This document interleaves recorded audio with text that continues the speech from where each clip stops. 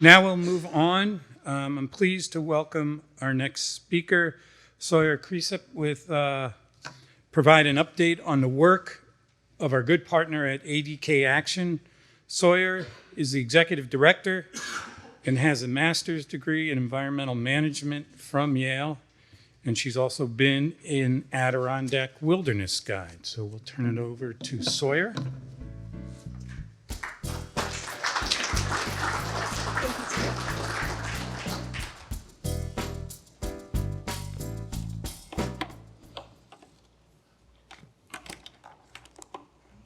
Hi, everybody. There's such good energy in the room right now. Thank you to all our last presenters. That was fantastic.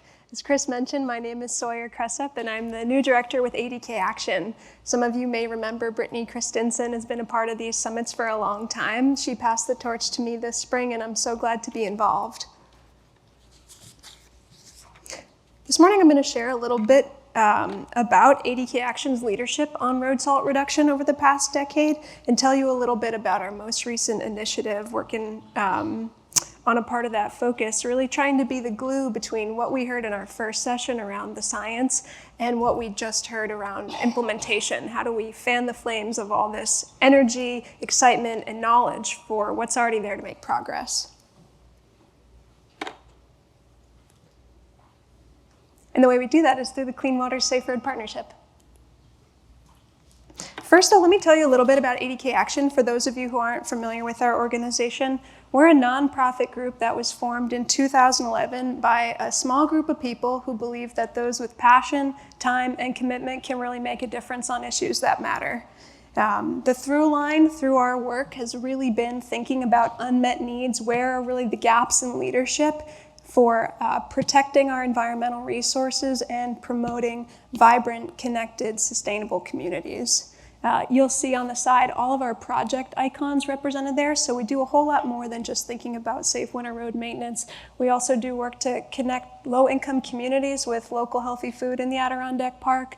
We help communities compost those food scraps, keep them local to build the soil. We do work protecting pollinator habitat, and connect communities with affordable housing and broadband internet. So we're really working across the board, but road salt is the issue that led to our founding, and we've been at this for a long time for a fairly young organization. Up here is a timeline of all our involvement, and it's exciting to hear that there's strong progress being made on this issue. Anyone who's worked on something for a long time will know that's exactly what you want to hear, and yet the threats and the challenges remain, and of course there are those lags to keep in mind, so we've certainly got more work to do. We started our work really with the Road Salt Conference here today, helping to organize one of the first summits and have been involved as a partner and as a sponsor, at times a presenter ever since. We've also worked to help create new knowledge and partner with scientists to bring out the best practices and really support science that was leading the way towards implementation. We've helped create the review of effects and costs of de-icing for winter road maintenance. We helped put out the roadmap for reducing road salt, and you can pick up a copy of that on our table outside if you're interested. We helped put out the economic impact study for road salt and AWI's well and aquifer study for private wells. We've led and been a part of working groups as well, and have worked hard to try to support legislation that's going to make a difference on some of these topics. We formed the Adirondack Road Salt Working Group 8 years ago, and the collaborative working group with state agencies 4 years ago, and we've supported the passage of the Randy Preston Road Salt Reduction Act, and just this year we've been involved in the task force through Brittany's engagement. In the early years of that work, this is how we approached our attitude towards road salt. Maybe some of you have seen these bumper stickers floating around. And what we found over time is that is simply not the way we're going to make progress. Sometimes we got confused for a liquor distributor if we're holding the salt. But B, we found that, as is mentioned, it's really unrealistic that we'll get to a world where there is no road salt applied. there are ways that we can be safer if we work towards this balance, and that's what the Adirondacks is all about. It's a place to work, live, and play, but it's also a place where complex ecosystems can thrive. And if we're thinking about what it takes to reach success on both sides of that, salt is part of the solution. And as we saw with those buckets, you might be going towards less but straight salt. So we had to think about this with a little more complexity, and to Eric's point, if it's gonna work, it's gotta be practical to implement. So the way we're thinking about things now is clean water, safe roads, because no one should have to choose between the two. That's the beauty of what we're able to do when we get the right people in the room. We get all the training to those who are out riding the routes, in the shop, making the change. We're working towards what will be a 3-phase implementation process, and we've touched on each of these so far this morning. Our first is working with municipalities to help empower their work implementing safe winter road maintenance strategies that are also going to help get to less salt on the road. We're also now planning for some of our work engaging the driving public, homeowners, and particularly commercial applicators as well as we move into phase 3. And I'll tell you a little bit more about the progress that we've seen through each of these.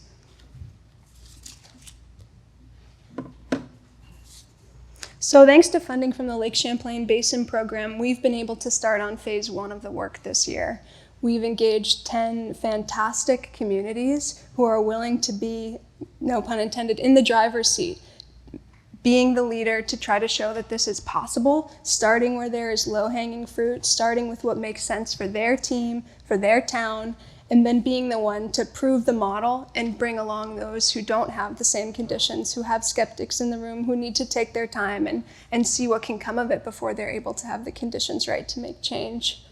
As part of that, we've been able to bring people into a room together to build that community, create that network. So hopefully there's a group of people who can respond to questions and challenges. I don't envy the operators in the room. You all have a tremendously difficult job. There's no shortage of competing priorities. You are up late at night making tough calls when people like me are sleeping or trying to sleep because I have a new puppy.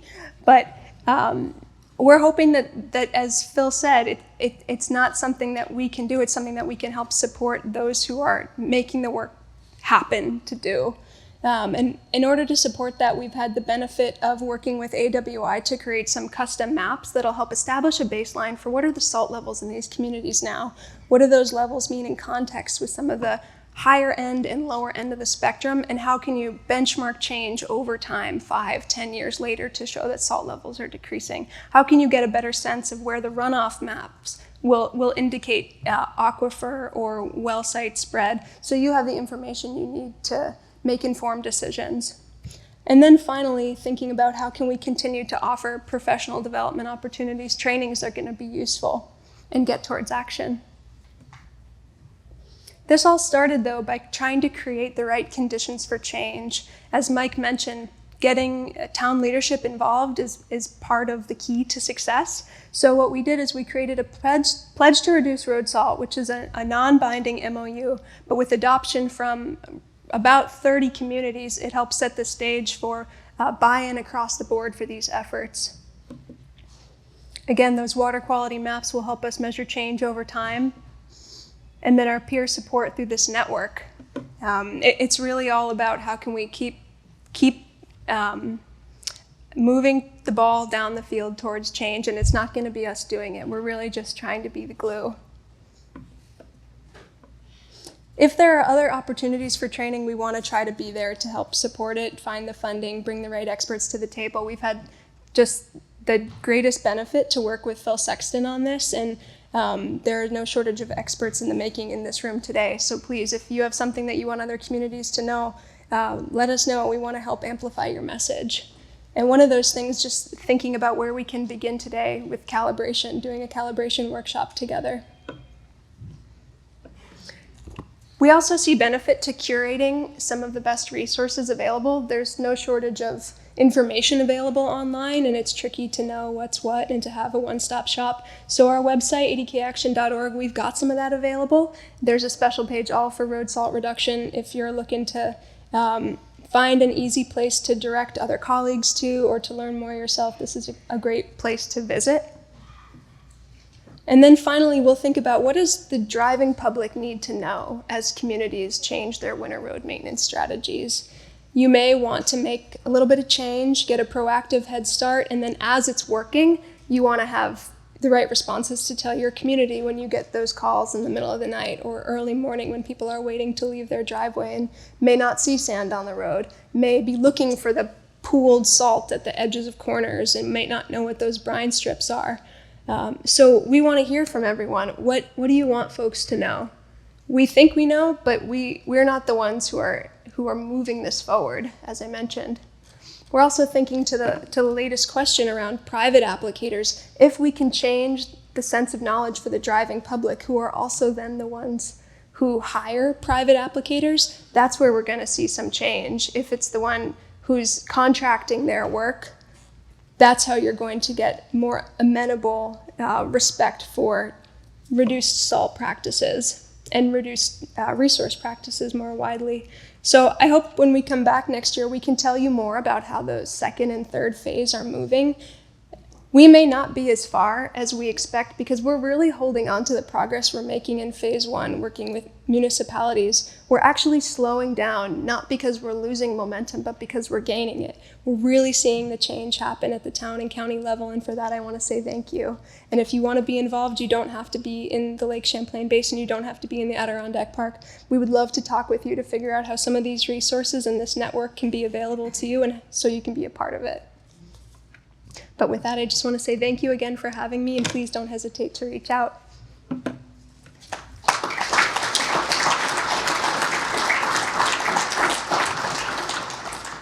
you, Sawyer. Thank you, Chris. Any questions for Sawyer? Seeing none, thank you very much, Sawyer. Was there one? As you were speaking, one of the things that came to mind to me is that the highway superintendents are elected officials and they feel the pressure of the public very, very greatly. And so without a change in public perception of what they're doing, it's going to be hard to get the highway superintendents to buy in like the group of people you have here. So it seems to me like the cultural shift is not just the people applying it, but the public as well, because we want to make sure we support those elected officials to make this change. Definitely. They need that kind of cover to support the changes. They've got to see it reflected in the voting booth too. Thank you for that. Yeah, good point. I think that was picked up earlier by Tim, as well as, respect from the public that's using the infrastructure. Great point. Any other questions? If not, a couple of housekeeping items before we turn it over to our sponsors for their presentations. In the package, you will see some evaluation sheets. If you could please take a little time and leave them for us, it really helps us try to improve this event and make it fit your needs and answer your questions better.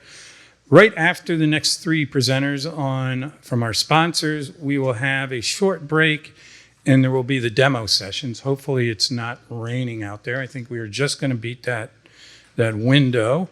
So there will be three kind of sessions that will be filmed and virtual. But please go around and speak with all of our sponsors and the people that have the equipment out there. There's also some tables in the lobby. And I will read one note that came across on the chat box. Talking about this is really an infrastructure issue. There should be federal and state funds available to help preserve our roads and our bridges and use that to drive road salt reduction.